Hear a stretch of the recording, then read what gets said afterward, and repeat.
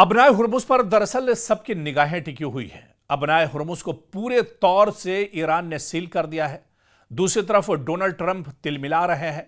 America परेशान है। Benjamin Netanyahu एक तरह से परेशान है कि किस तरह से अबनाए हुर्मुज़ को खोला जाए। दरअसल पूरे अबनाए हुर्मुज़ पर एक तरह से ईरान का कब्जा है। ईरान ने अब इसे एक तरह से टोल प्लाजा बना दिया है। ईरान ने एक बार फिर से साफ किया है, जब अमेरिका के सदर डोनाल्ड ट्रंप ने यह अल्टीमेटम दिया था, 48 घंटे का अल्टीमेटम दिया था, धमकी दी थी, मोहलत दी थी कि 48 घंटे में ईरान अबनाए हुर्मुज़ को ख़त्म कर दे, नहीं तो ईरान के ऊपर बहुत बड़ा अटैक किया जाएगा।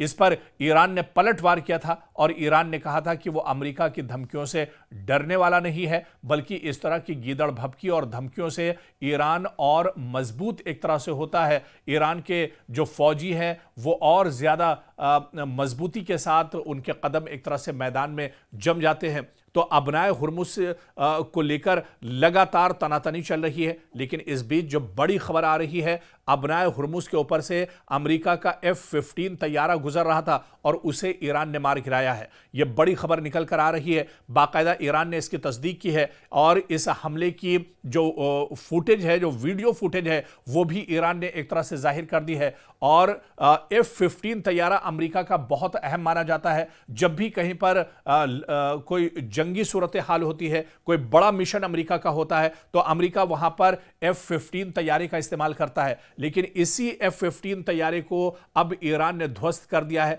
ईरान ने मार गिराया है। आपको याद होगा कि जब से यह जंग शुरू हुई है, अमेरिका के कई तैयारे मार गिराए गए हैं, चाहे वो दुबई में 3 तैयारे एक साथ मार गिराए गए हों, या इसके अलावा आप देखिए कि अबनाए हुर्मुज़ पर F-15 तैयारा मार गिराया गया, या इससे पहले भी कई तैयारे ईरान की तरफ से मार गिराने का दावा किया गया है। और फिर सिर्फ इन तैयारों को मार गिराया ही नहीं गया, बल्कि पूरे मशरिक़ वस्ता में एयरबेस पर जहां जहां अमेरिका के लड़ाके तैयारे मौजूद थे, उन्हें भी हमला करके ईरान ने नुकसान पहुंचाया है।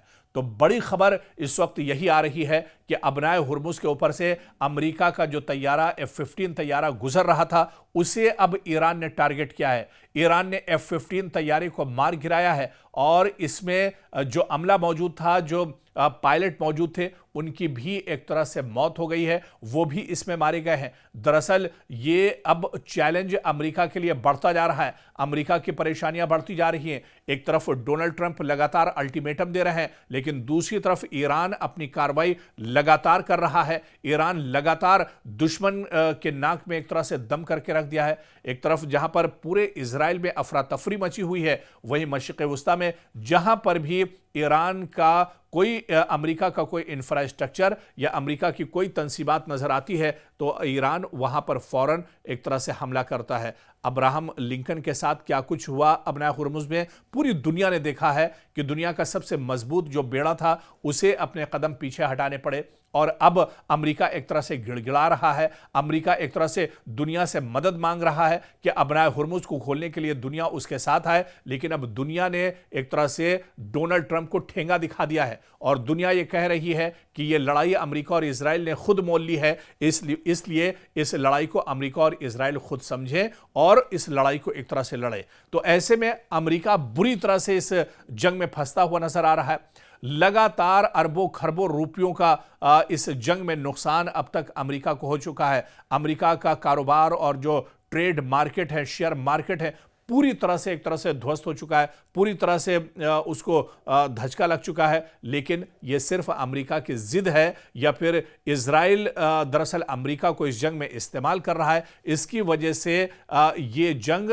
कहीं ना कहीं ईरान पर ज़बरदस्ती थोपी गई है, लेकिन ये एक बड़ी गलती इजराइल और अमेरिका की है, जिसे अमेरिका और इजराइल को भुगतना पड़ रहा है, क्योंकि ईरान इस जंग को पूरी मजबूती के साथ लड़ रहा है और जिस दिन से यह जंग शुरू हुई है, उस दिन से ईरान ने अभी तक पीछे मुड़कर नहीं देखा है।